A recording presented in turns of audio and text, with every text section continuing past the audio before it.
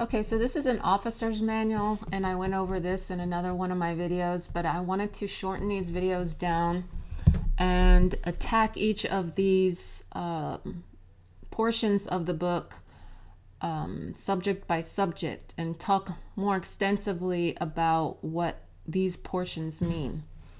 So this book is from 1911, published in I think 1917. So this is after the Civil War, and after the Civil War was an amendment placed into the Constitution that made citizens of the federal government also citizens of the state.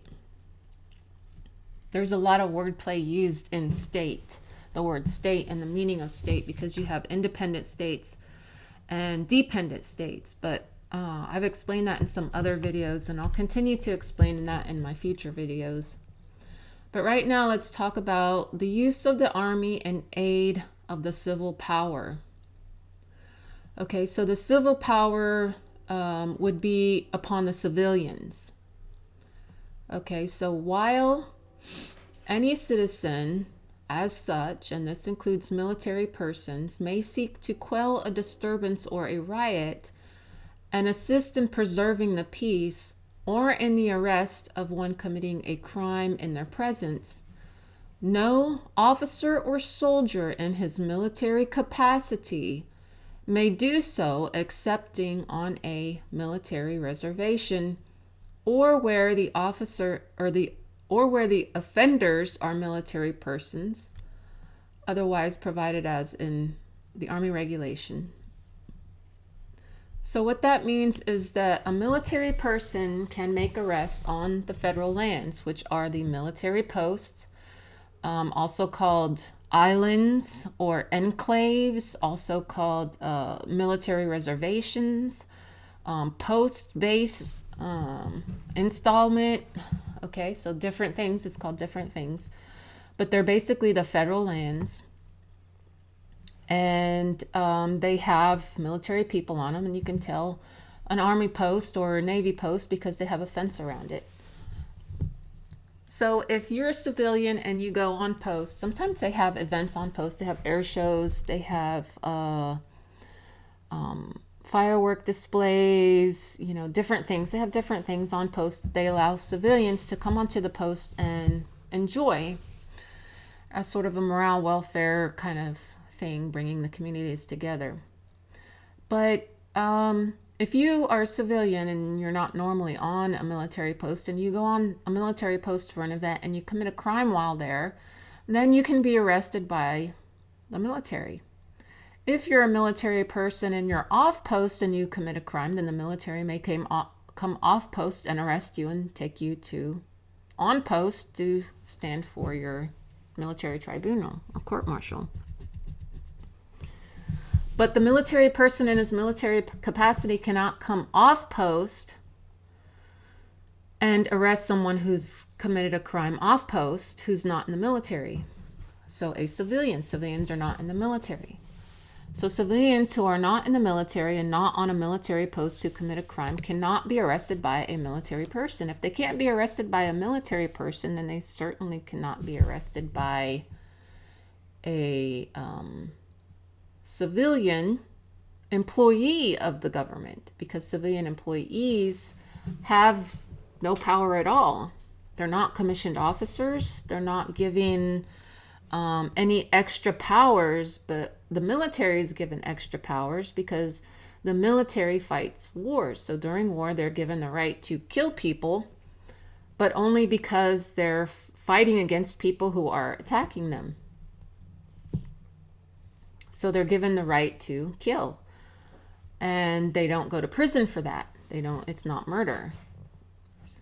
But if someone is murdered, they can't send civilians in from the government, from the federal government, to arrest state civilians.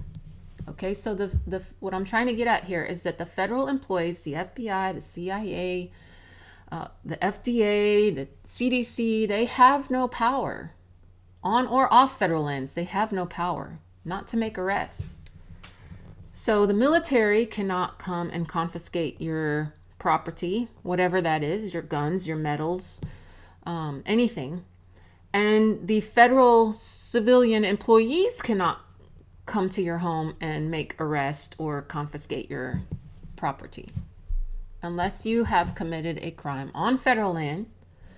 And if you've committed a crime on federal land and then run off federal land, whether you're civilian or military, then the military may come and arrest you. They don't need civilians to do it.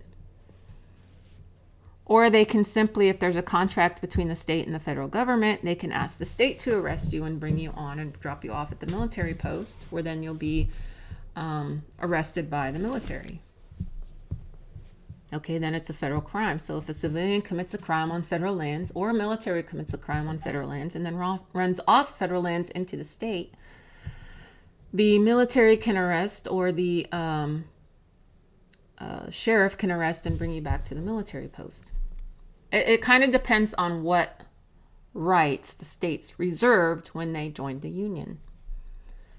So the military forces of the United States cannot be used as a posse comitatus. So you can't call on the military to come help you find a guy who did a thing off federal lands that has nothing to do with the federal government. And that statement right there says a lot. And neither can the employees of the federal government. Okay, but this is an officer's manual. It's not a civil servant manual. We can look at that in another time. Nor can they be used except by the authority of the president for the maintenance of order in a state or for the upholding of the state laws. Where the interests of the United States are not involved, the military may not take action except under orders originating with the president. Okay, so when the president sends out orders, they better be constitutional. And if they're not constitutional and there's a military person who's following an unconstitutional order, they're in violation of their oath. Okay, so when the interests of the United States are not involved, the military may not take action except under orders originating with the president, because the president is supposed to make sure that the laws are faithfully executed. And there's only a few things that the president could call the military into service for and send them into the state to do things. So it says here, this is not better expressed than the following quotation. So there's no better expression than this. It says, in case of civil disturbance in violation of the laws of the state, a military commander, so the post commander, or even someone at the Pentagon, cannot volunteer to intervene, because only the president can, with his command without incurring a personal responsibility for his acts. In the absence of the requisite orders, which come from the president as commander-in-chief, he may not even march or array his command for the purpose of exerting a moral effect or any effect in terrorem. Such as demonstration, indeed, could only compromise the authority of the United States while insulting the sovereignty of the state. So if they did that, it would seem as though they were trying to do it to scare people into behaving. Okay, and they're not allowed to do that. The only thing they're allowed to do is to go into the state under presidential orders to control a civil disturbance, but only if the civil disturbance is in violation of the laws of a state.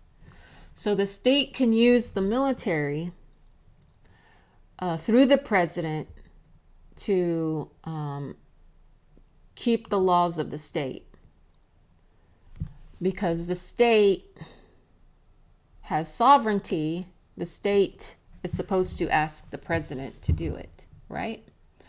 And we know that because that's the way the reserves are used, or the what do they call them? It's the militia, basically, while insulting the sovereignty of the state.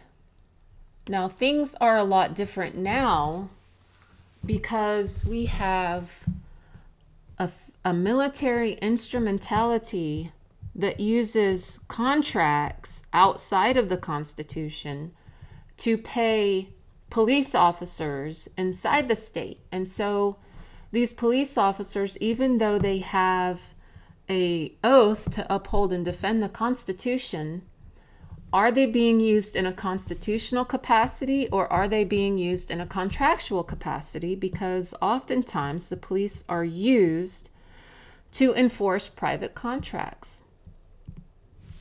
So the police and the government work together, the federal government or the state government works together to take people's properties when they don't pay property tax or they fail to pay the Internal Revenue Service taxes.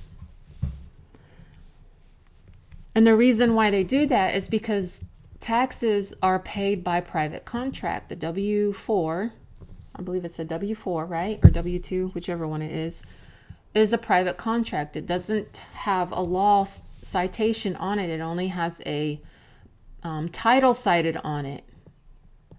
The title cited on that paper that you signed to pay taxes and your agreement to pay taxes is done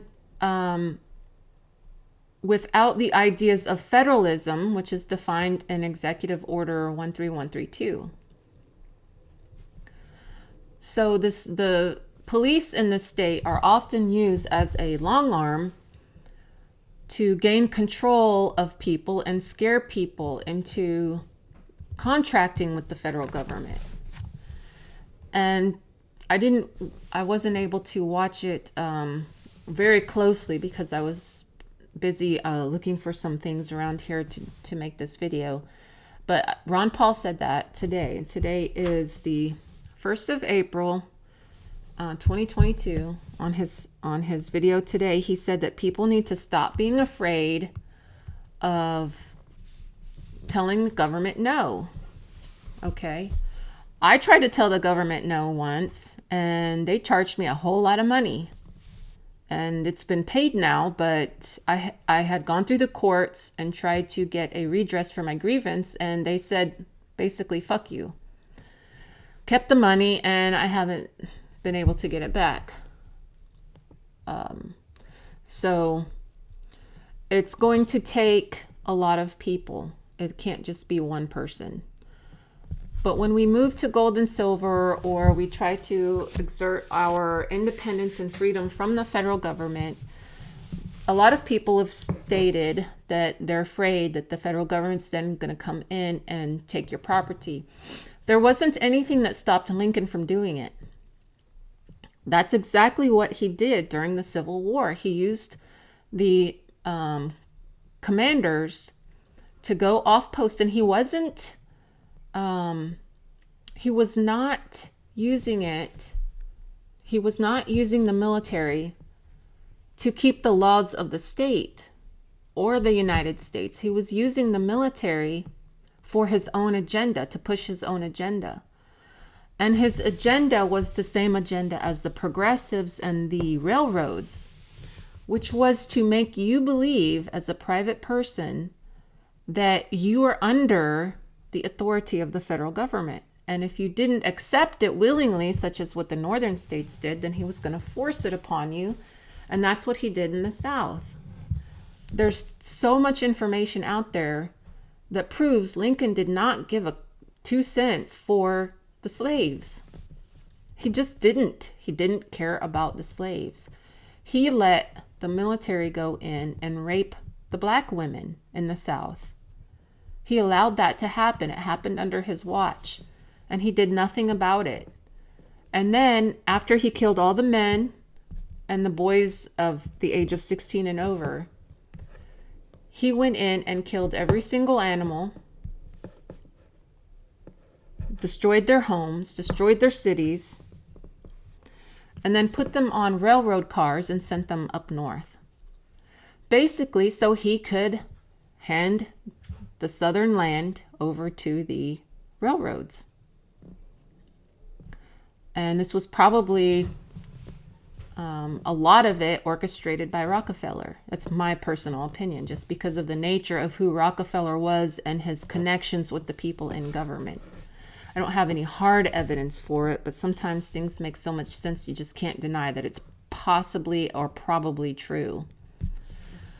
So the states had sovereignty over the federal government. The states originally chose their military officers, and with Lincoln, everything got flipped around, and he took control of the states and their sovereignty, left them with none.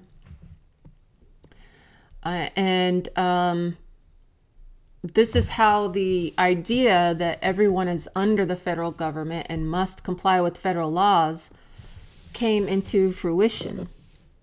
Okay, and we all believe that because the military instrumentalities, or the federal instrumentalities, which are the tools, instruments are tools of the federal government, which are the corporations, which don't comply with the Constitution and don't have to because they're not part of the federal government, they're private corporations, have contracted with us, the people of the state, and our sovereignty, taken our sovereignty and taken over our schools and our jobs and our land and our freedom, our everything. They've taken everything. They've basically raped the entire country of our resources, of our pride, of our rights, of our land.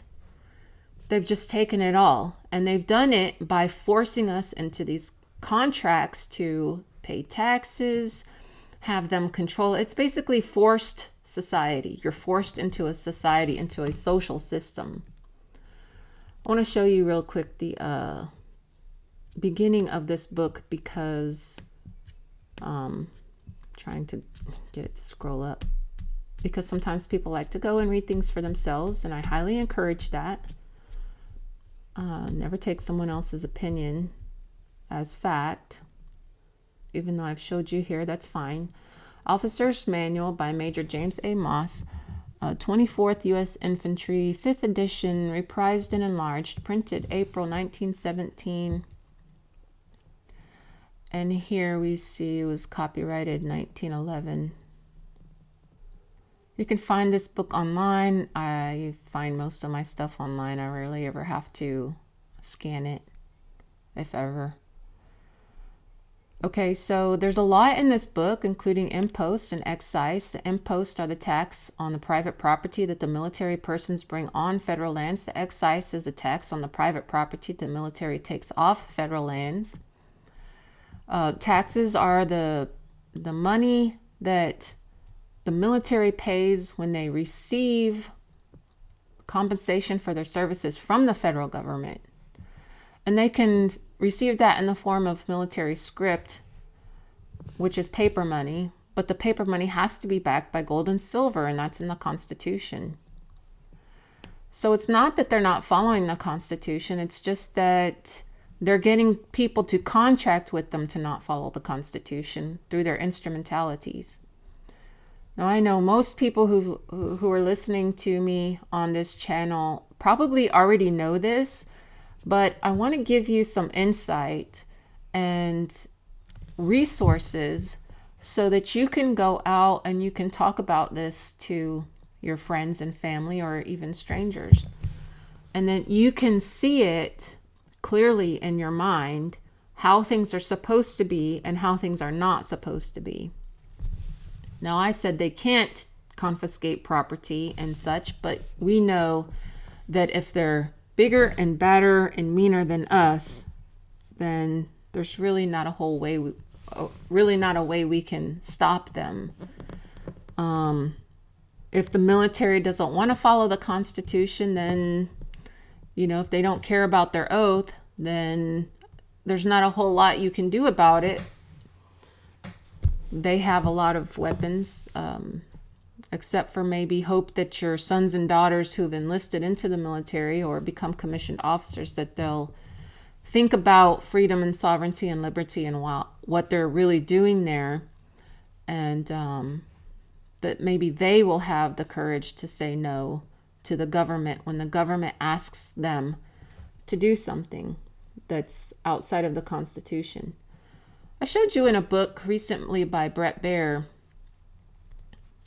a small portion, something that he wrote in this book where it says that the federal government had mandated the Pentagon to do a thing, and the Pentagon refused to do it, and they called it an unfunded mandate.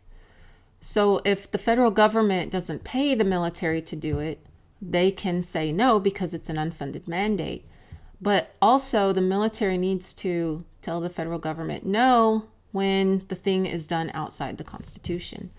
The problem is that most people believe that the Constitution applies off the federal lands, and it simply does not. Maybe that'll be my next video, because there are federal acts which state clearly that the federal government has no authority outside the Constitution. But what they're doing is they're using their instrumentalities, their corporations, to make contracts with people off federal lands to bring them in under this social system, this shadow government, this military industrial complex, which doesn't have anything really to do with our constitutional military, but has to do with the corporations who make military things and do military things, and those people are called mercenaries. Really, it should be called the mercenary industrial contractors, because they do it for profit. Okay. So that's my video for today, and like, share, and subscribe. Share with your friends, share with your family, anyone you know that might need to hear this, or take the information, put it in your own words, and go around and ask people what they think. Okay, so the federal government's not allowed to commit acts of terrorism. And what do you think the Congress does when they threaten us with their laws, and it's the law, and you got to do this and you got to do that? And isn't that sort of the same as marching out on the land for a moral or terror effect? Wouldn't that be the same? I think it would. I think it is. I think what they do is worse. They use the media to march on our minds, to act against us in our heads. Same thing, I guess. Okay, so like, share, and subscribe. I'll see you in the next video.